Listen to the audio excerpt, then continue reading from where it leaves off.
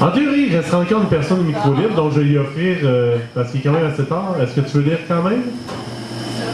Ben toi? Bon. Alors je vous demande tous d'accueillir Marc Gautella! Ah, il est tard, là, il est tard, c'est la dernière personne, mais on peut l'accueillir mieux que ça. Marc Gautella!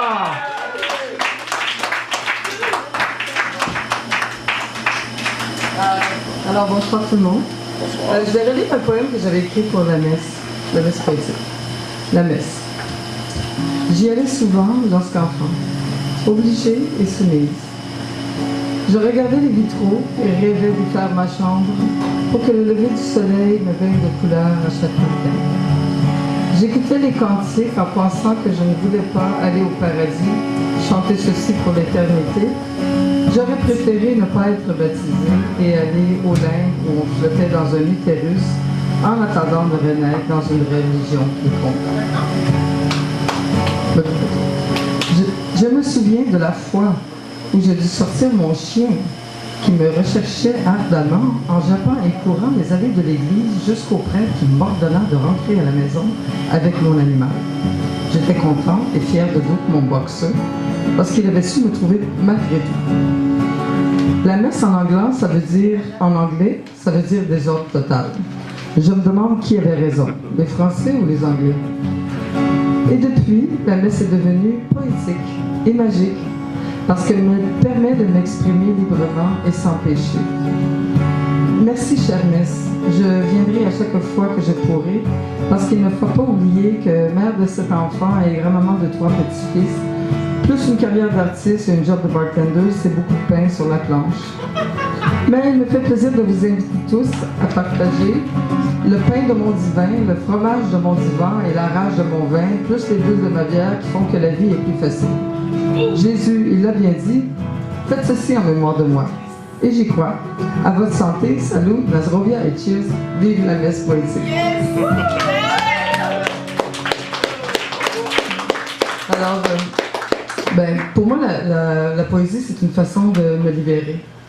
J'ai vécu des choses très, très intenses dans ma vie. Et puis, dernièrement, j'ai vécu 4 décès en 10 semaines, 2 suicides, dont une de Valkyrie que tu connaissais, mon frère qui s'est suicidé 5 jours après ma fête. Le beau-père de ma fille qui est rentré à l'hôpital pour une infection urinaire, qui est mort de ma fille. Le beau-père de ma fille qui est mort d'une infection. Il est rentré pour une infection urinaire, il est mort d'un cancer 3 jours après. Puis, dernièrement, quelqu'un qui a su conquérir mon cœur. Je suis victime d'abus sexuels, j'ai eu des mariages passionnels, j'ai eu des enfants. Mon premier mari est mort d'une overdose, le dernier s'est suicidé. Il y en a un qui a payé 250 000 $, m'a fait tuer. L'autre a kidnappé mon fils aux États-Unis, que j'ai retrouvé 33 ans après, heureusement. Bon, là, je les ai toutes, là. Alors, les maris, c'était vraiment le désastre total. Les enfants, ça va bien. Mais j'avais rencontré une personne, on était amis pendant 5 ans. Il devait déménager chez moi à la fin du mois d'octobre, mais il est rentré à l'hôpital le 26 octobre avec cancer fulgurant. Il est mort le 8 janvier. Alors, il faut que je me libère de cette douleur. C'était mon chum, mais on n'a jamais été comme homme et femme ensemble. Parce qu'on devait aller en lune de miel aux Seychelles, mais on ne s'est jamais arrivé. Donc, on s'est donné beaucoup de câlins, puis beaucoup de bisous. Puis, on a partagé beaucoup de choses ensemble, mais c'est une expérience qui, en tant que victime d'abus sexuels, je me suis dit, pourquoi c'est arrivé comme ça dans ma vie? Puis, mais c'est que j'ai compris que c'était là pour m'enseigner quelque chose de fondamental. Alors, je lui ai écrit un poème, c'est à James, qui est mort. Puis je veux le lire parce que ce soir, ça va me permettre de m'en aller chez nous, puis c'est la fin du cycle. Après ça, je continue. Okay? Bravo!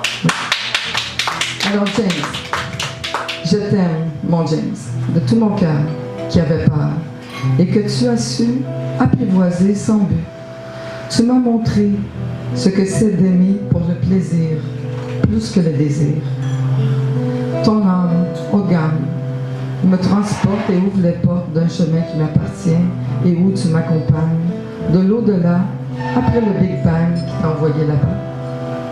Repose en paix, tu le méritais. Ta famille de cœur, tu l'as remplie de bonheur et elle survivra à tous les hauts et les bas.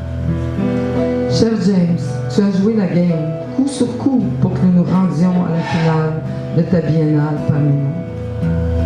J'avais la même foi et je me souviendrai toujours de ce bonheur à tous les jours que tu savais apporter en toute humilité.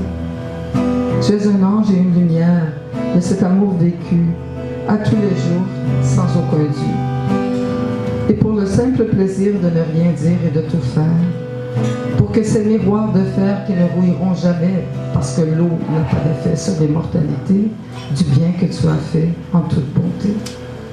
Je t'aime, James. James t'aime. Tu es un maître et je vais faire la fête en pensant à toi et moi. Tu me donnes les ailes, celles de la liberté que tu as respectée. Rest in peace, my dear friend. You deserve that rest. We'll meet in another life and we will live together. The longest love life that ever occurred. I love you, James.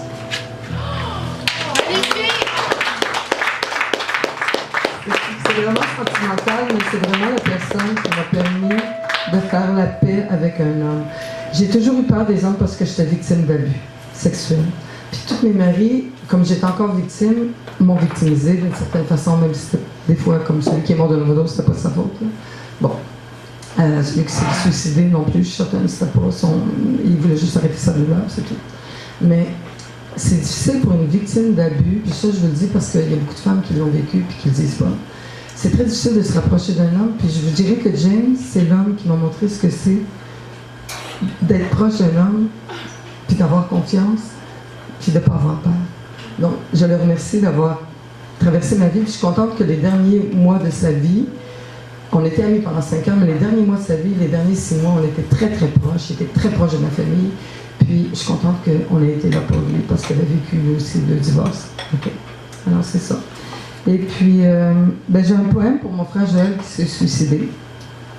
Alors, je vais lui lire parce que je l'adore. Ça va être sa fête le 12 février. Cher Joël, je te dis, parce qu'il écrivait de la poésie lui quand il avait 12 ans. Okay? Je ne sais pas ce qui est arrivé avec, mais en tout cas, ma mère écrivait de la poésie, lui aussi. C'était le premier poète dans la famille. Moi, ça a été plus tard. Alors, cher Joël, je te dédie ce poème pour te dire que je t'aime. Même si ton autodépart nous a à tous brisé le cœur. Je ne suis que ta sœur, mais nous furent partenaires pour le meilleur et pour le pire, et j'espère sincèrement que ces mots pourront éliminer mes mots. J'aimerais tant raconter toutes ces aventures douces, drôles et parfois dures que nous avons traversées au cours des hauts et des bas de ton parcours illégal, durant ton adolescence.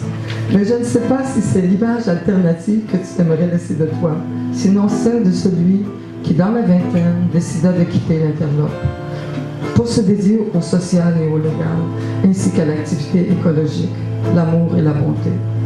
Les voyages et la poursuite de tes rêves que tu as pleinement vécu, ce que j'admire énormément. Tu es un exemple de réalisation qui m'accompagnera jusqu'à ma mort, ce jour où nous nous rejoindrons dans l'éternité. Le suicide fait partie de mon cheminement. Il est le véritable fléau de notre famille.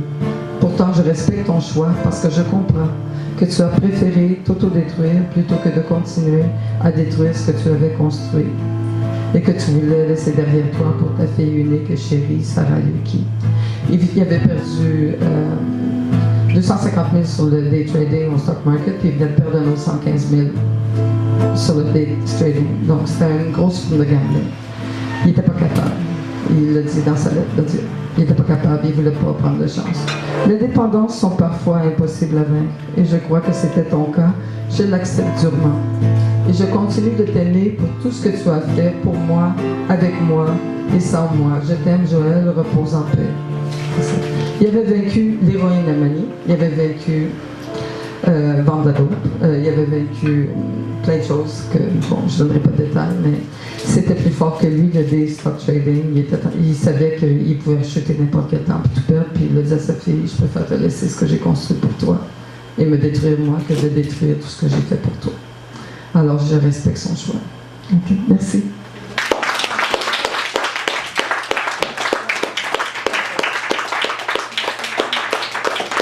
C'était Margot Tella.